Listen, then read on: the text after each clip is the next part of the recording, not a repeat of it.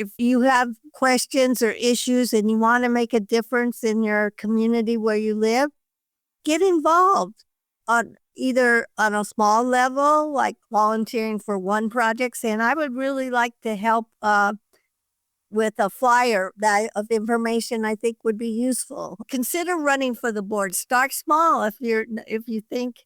Go to a meeting. Just going to a meeting and listening would be good for starters. Just dip your toe in and see what you can do. A regular highlight of the HOA Insights podcast is our Board Heroes feature, where we dedicate one episode each month to celebrate the remarkable efforts of HOA board members. To us, a board hero is one of the 2 million elected volunteers who deserve recognition for excelling in a role that often goes unnoticed. Today, we're excited to spotlight one of these exceptional board heroes and share their inspiring story. If you match our definition of a board hero or know someone who does, please reach out to us. Our contact details and those of our sponsors are provided in the show notes. Welcome back to HOA Insights, Common Sense for Common Areas. I'm Robert Nordlund, and I'm here to share the story of a returning board hero named Carol Laurence. This is episode number 95, and if you missed meeting our other board heroes, including Carol's previous appearance in episode 26, you can find them easily on our website, hoainsights.org, on our YouTube channel, or by subscribing to HOA Insights on your favorite podcast platform. Now, let's reacquaint ourselves with Carol and hear a little bit about the story she'd like to share. My name is Carol Laurence, and I have served as a volunteer member at large, vice president and president on the board of Allen Avenue Square North, on and off over 10 years on. When I'm not wearing my board member hat, I'm a volunteer at the hospital as a chaplain and a volunteer at the police department, an avid reader and a loving grandmother. A word of advice I would have for being a board member is to have broad shoulders and be willing to take criticism. The main story I'd like to tell you, if you really want to see changes and make a difference in your community, please get involved. Allen Avenue Square North is a 75-unit apartment-style conversion condominium community in Pasadena, California, with an annual budget of about $400,000. The building is 50 years old and about 60% owner-occupied. Carol has lived in the community for over 45 years. And as you've just heard, she served as a volunteer board member on and off for about 10 years total. When we last spoke to Carol, she was not serving on the board. But at this time, she's back on the board, now as vice president. And what's more is that this latest appointment came about because her community appreciated her prior work as a board member so much that they wrote her in as a candidate during their most recent election. We decided to press Carol for more details on this story. Yes, and I tied with my adversary. So neither one of us got a whole lot of votes because I wasn't planning on running again. But then the election company guy had asked us, do one of you want to be a gentlewoman and so we don't force into a coin flip or something, want to relinquish? And everybody was like laughing because they knew that wasn't going to happen. But then the one who I'd campaigned for, who had told me he was running, I campaigned for like 4 people. He announces he sold his unit and he's off the board. So then that made it so we both got on, and only one person got fewer votes than the write-in, and so all the people I campaigned for got in. Much like Casey Holland, our board hero featured in episode number 86, Carol was pretty surprised to have been, as Casey put it, shanghaied into running on the board. Yet, unlike Casey, Carol had already served on the board a number of times, and the fact that she was a write-in candidate served both as a testament to her abilities as a board member and the community's faith in her. Simply stated, they wanted her back. We asked Carol what other positions she held in her previous times serving on the board. Up until recently, I would only take the member-at-large position. I didn't feel the responsibility was so great I thought, to be treasurer or president. There were mostly other people wanted to do it anyway. the last 2 times I was on the board before this time, I got appointed and there was no president because he died. So I said, I'll take president, and nobody argued. The next time I ran and we voted, and I nominated myself for president, and I liked it. So now I'm not afraid of being president, vice president. Carol's use of the word adversary when talking about the most recent board elections implied a certain level of contention among the board members and the community at large. I'm sure many of our listeners can understand that. Well, we asked Carol what she thought about the cause of that contention. I would say the point of contention was we have new homeowners, young homeowners, who don't understand condominium living and say a lot of negative things. Like we had to do the balcony inspection and we had a plan, but the person who wrote the letter said there was no plan made by the previous board. And I'm like, what? I wasn't on the board, but that letter was not accurate. We had a plan. They just didn't follow it. And we just had a meeting with our attorney and they don't agree with what the attorney says. And they think they can just go against his advice when we've had the same law firm off and on for many years. They're the only law firm we've ever used in 47 years. We have people that make inaccurate minutes, this causes contention. They say things like, that's too intrusive in the minutes. Or they say, somebody claims to do something when things that you just can't, or we said, they said, it's legal to do so-and-so. You can't, they're not lawyers. They can't say that, it's just frustrating. The person who wrote the minutes wasn't there, for example. So I'd never been given that she'd corrected the things that needed to be corrected. So we didn't approve the minutes when she wasn't there. And she wanted to know why. I said, because you never gave me a copy of the changes you made. She goes, I always change it to what you say. Yeah, well, you never told me you even got them. How do I know you got them? That kind of thing, miscommunications. We were sorry to hear that Carol's board was going through this rough patch, as it's something that many boards and board members experience. However, it was unclear to us whether her board was experiencing a culture clash due to the age difference between various board members, or if it was something else. So we asked Carol if the age gap was a key factor. No, because all the board members are young except for me, and I get along fine with the young men, like with the president's young and the vice president's, the treasurer's young. It's more like they're new to owning homes or homeowners associations. One of them's coming around and she listens to reason and she asks questions. So I think that one will be okay. But the other one defends her primary goal is to stick up for her friends, not to represent, it seems like, the whole homeowners association, which is what I do. I treat everybody the same, all 75 owners, even them. We're neighbors. We should be friendly with each other. Whether it was favoritism, inexperience being a homeowner, or simply a lack of institutional knowledge, and that's a phrase describing a collective knowledge leaders gain from experience serving in a position, it certainly seemed like there was a case of misplaced priorities among the board members at Carol's association. So we asked her if she had any concrete advice for those new board members. My advice is it's an investment. We pay a certain amount of money to have certain amenities, and we should get to know our neighbors so that we know when we see someone suspicious, it will come to our mind that that's not one of our immediate neighbors.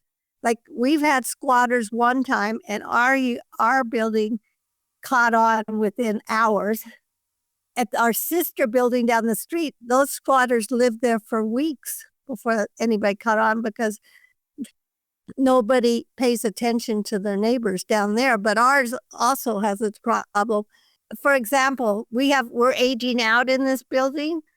So they need to be aware that people have handicaps. And if you want to make a fair housing, reasonable accommodation or whatever, you cannot ask them what their distinct disability is. That's not allowed. You can ask them, how would this help you if we make this accommodation or something, but to just dismiss it, the person told me there was so much hostility in the room that she just let it go because she felt uncomfortable with it. But people who've lived here a long time know what her disabilities are because she's lived here a long time. But I couldn't speak up for her and say what she didn't give me a right to disclose them. So I didn't. But I said, next time we have to do better on this. When we last spoke to Carol, she mentioned that her best qualities as a board member were her skills of observation and her tenacity towards continuing her education on board member duties. We next decided to ask her if she still believes that those are her best qualities as a board member. The favorite quality that I feel I bring to the board is I'm able to get along with the homeless people, know them by name, greet them. They're not here at our building necessarily, but in the community. I'm able to get along with the billionaires that fly their jets. I'm able to get along, I attend a lot of civic functions. By making those contacts, it helps like with my elected officials and also working to change the laws in Sacramento, which is where we live in California. Or nationwide, some of the laws work effectively to change the laws to make it better, more friendly. Work with the insurance commissioner to try and get more favorable insurance. I mean, I have the ability to work with every kind of person, and just having the context is good, even if I'm not actively working with them. But I go to all the educational events I can. I belong to FiPhO, which is a lovely organization. I'm a prospective member for CAI. Like when the reserve study guy came, I wanted to go up on the roof with him. But and that was okay with the property manager because last time the property manager and I and him went up, but now she's comfortable that I can go up there, I thank the garbage men every day that I see them. Because if someone didn't pick up our trash, what would our world be like? Not pleasant. So I thank them. And sometimes I give them if I have some soft drinks in my car or something I think they might enjoy on a hot day, I give them to them. And some people might say I'm influencing the vendors. No, I don't think so. I'm just being kind to another human being. Carol's amicability and networking skills are a great asset to the board at Allen Avenue Square North. And it's also a quality she recommends to every board member. We're also pleased to hear that while she's a prospective member of CAI, the national trade organization we've mentioned numerous times on this program, she's a current member and a regular attendee at ECHO programs. You might be wondering, ECHO is the Educational Community for HOA Homeowners. It's a California trade organization. And if you're a board member in California and you're feeling a little overwhelmed, they're definitely worth looking into. You can find ECHO at echo-ca.org. Carol also mentioned that her networking skills have helped her make contacts with both state and national lawmakers, which prompted our next question. But before we get to that, let's take a quick break to hear from our generous sponsors. Numbers matter, and we need numbers like game scores and bank balances to let us know where we stand. The same is true for your association. Is yours thriving or struggling?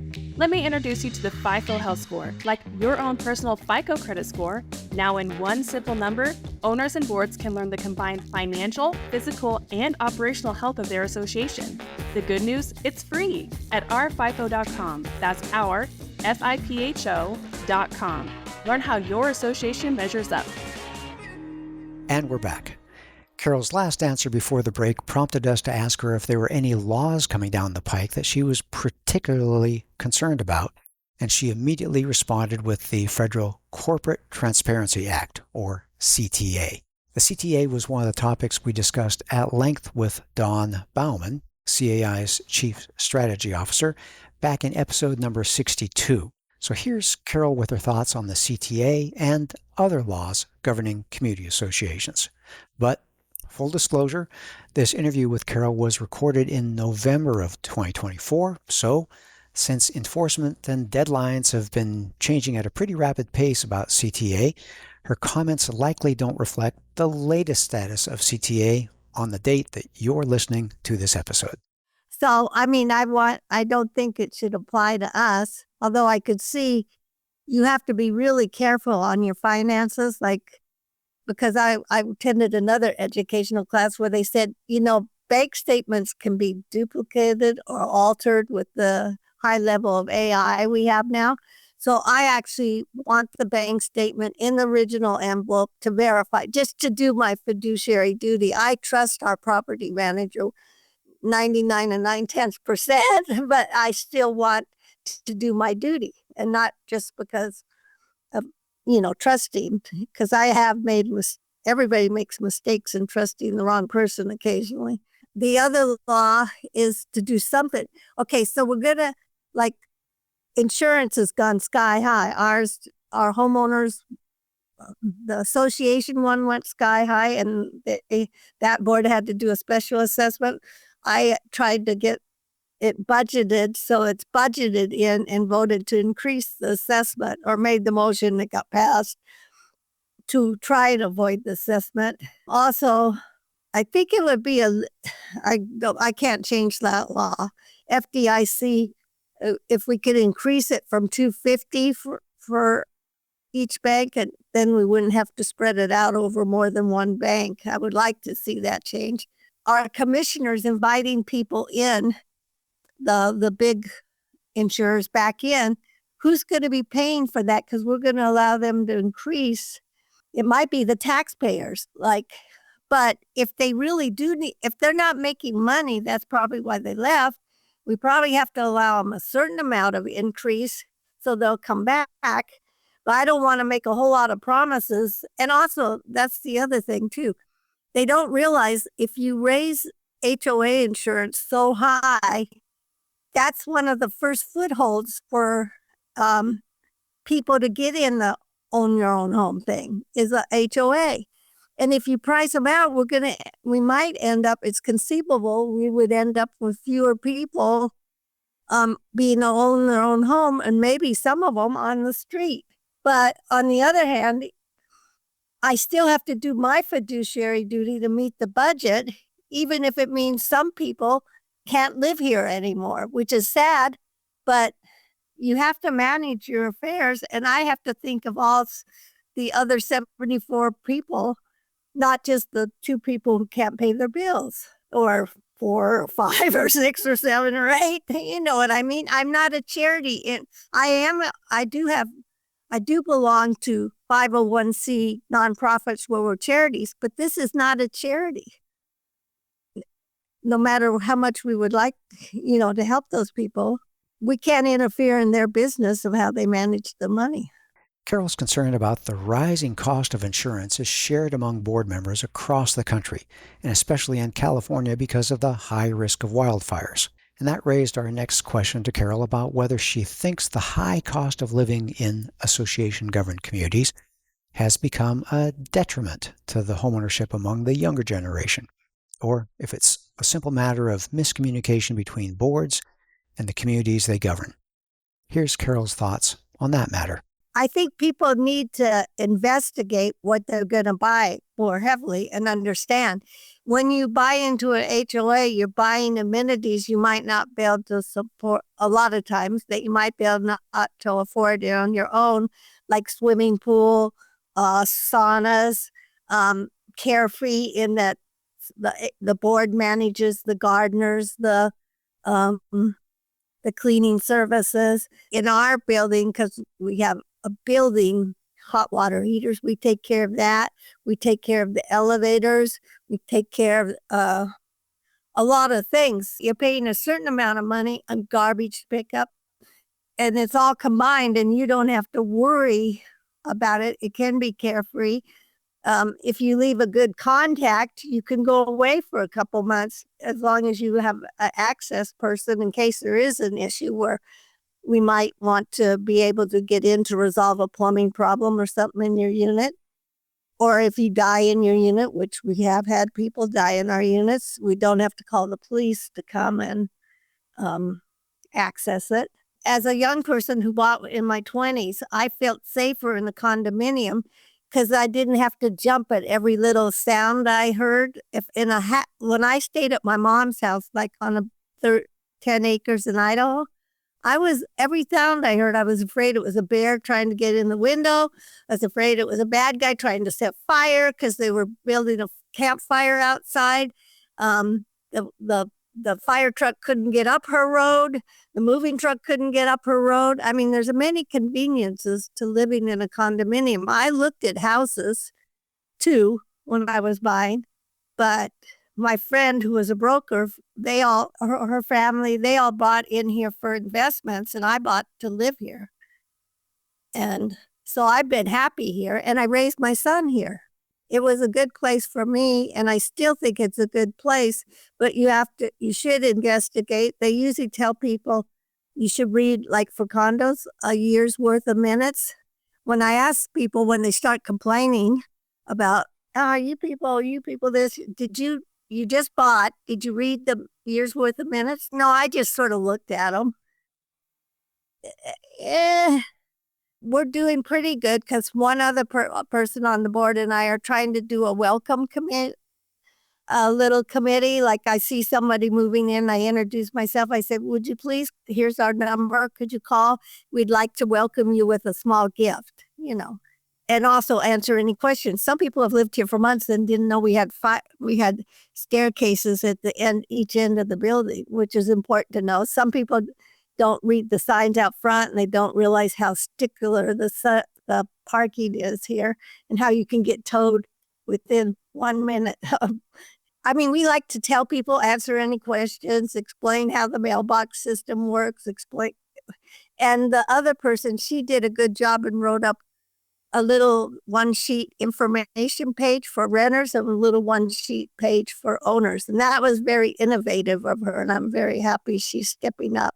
When we first interviewed Carol, she had nothing but good things to say about her community manager. We decided to ask Carol if that has changed in the last year and a half since we last spoke, and if she has any constructive criticism. She has really good people skills where my voice tends to go up when I get excited about someone. What do you mean? I never said that. She has good people skills and she can talk to anybody. And she has really good memory, so she can remember what they said before about that, and now they're saying this.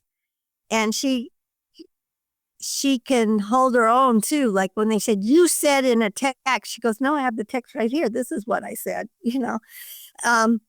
And she also is helpful in grooming people if they want to be groomed. Like me, I'll say, this is what I intend to say. Do you think it's a good thing to say? And she'll say, that's perfect. Or I would wait till the next month to say that.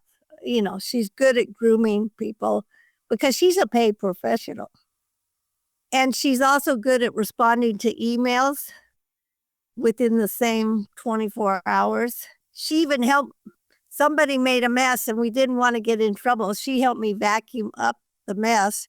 In her last Board Hero episode, Carol mentioned that the board meetings at her association were held in person with some hybrid flexibility if some board members weren't able to attend. Given the increasing prevalence of virtual and hybrid board meetings in our post-COVID world, we asked her if this continued to be the case and if there were any other external factors. They are starting to go back to a hybrid, but I have some concerns because the laws say you're supposed to have a certain kind of camera, certain kind of recording, and they don't really have that. But then I weigh with what some of the other lawyers that I know say, weigh the risk. Is it that great of a risk, to the board? Is somebody really going to know that besides me? You know what I mean? Know the rules. And also I worry because someone uses her internet to do the Zoom meetings, and I'm not sure because she lives near where we have the meetings, so she can get her internet. I would never call in on her internet. I wouldn't, but I'm always present at the meetings. Except for the election one, I wasn't present. I was in my house. We asked the original property manager, which was the guy who owns the company, some renter who's very problematic, came to a meeting, and I said, the meeting is for homeowners, not for renters in that case. But we do invite the renters to what do you call it, town halls. And when we had a crime wave, we invited them to call in so we could tell them what happened. I mean, not crime wave. We have 4 cars broken into over 4 days. And so we wanted to tell them, what had happened so they'd be aware. And so we welcome the renters too, because they have cars there. And we do include, like when I talk to people, I tell them what's ever going on, renters or otherwise. And they can read the minutes too, because they're posted in a box in the lobby. It was pretty evident that either the prospective buyers weren't doing a great job of evaluating the Allen Avenue Square North Association before submitting a purchase offer, or that their sales agents didn't know much about the association. Either way, we felt that Carol's advice about reading a year's worth of meeting minutes before deciding on your home purchase was terrific. But that's something that can only happen if the association or the seller makes that information available. So we next asked Carol if not making meeting minutes available should be a red flag to prospective homeowners. Well, it would be, except ours are readily accessible on our website. But I tried to tell them we also should be doing the old school way too, which is having a binder that literally for each year, like we used to. I have to be careful of saying this is how we did it in the old days, but I still think it's a good idea to have a binder because some people, even some young people, don't have computer literacy. They don't do it. If someone didn't have minutes, yeah, it would raise a red flag to me, but we do have minutes and they're on our website. It was reassuring to hear that while Carol's board was not involving the renters in board meetings, they were allowed to attend Allen Avenue Square North's town hall meetings.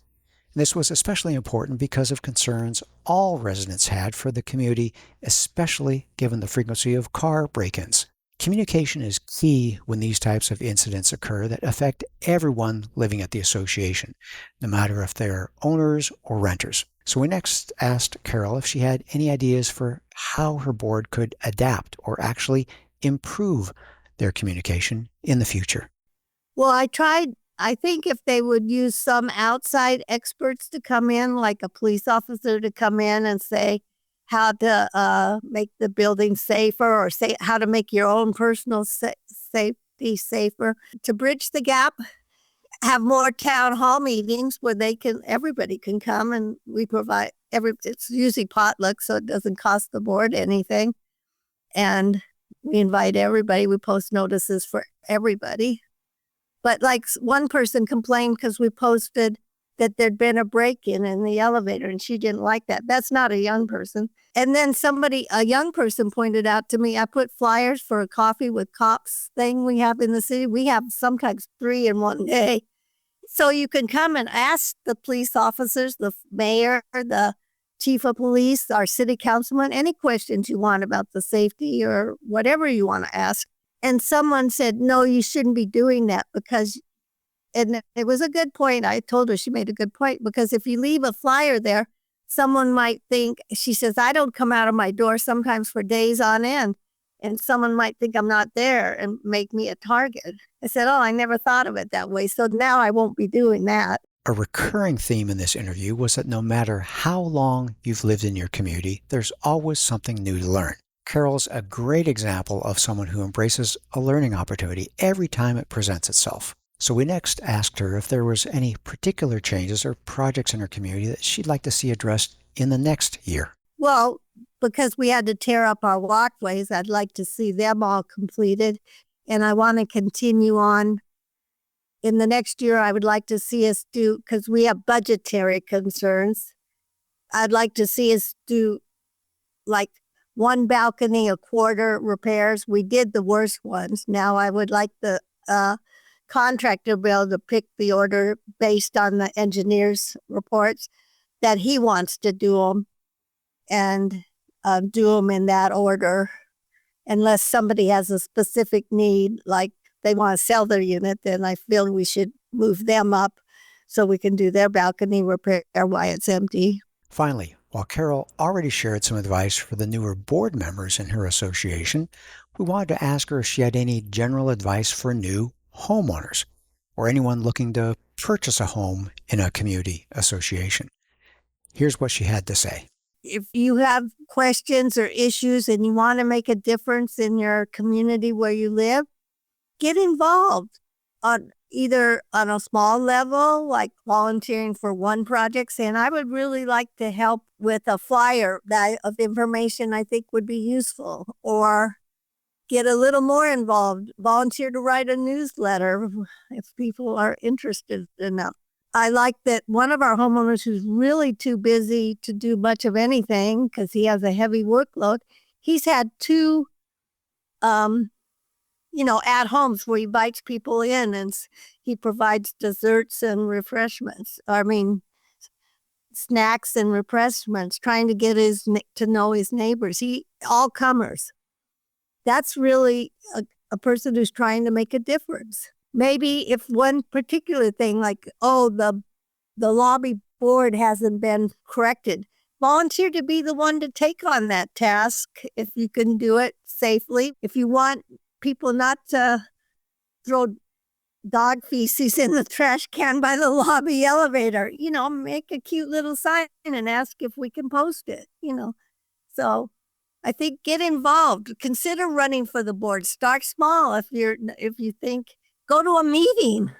Just going to a meeting and listening would be good for starters.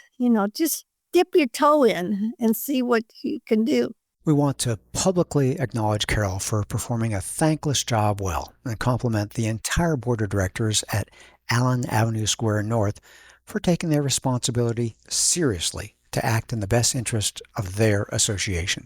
Thank you for joining us, and we look forward to another great episode next week. And remember, if you match our definition of a board hero or know someone who does, please reach out to us. Our contact details are provided in the show notes. You've been listening to HOA Insights, common sense for common areas. If you like the show and want to support the work that we do, you can do so in a number of ways. The most important thing that you can do is engage in the conversation.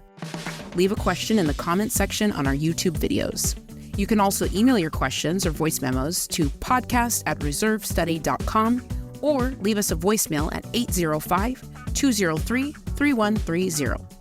If you gain any insights from the show, please do us a huge favor by sharing the show with other board members that you know.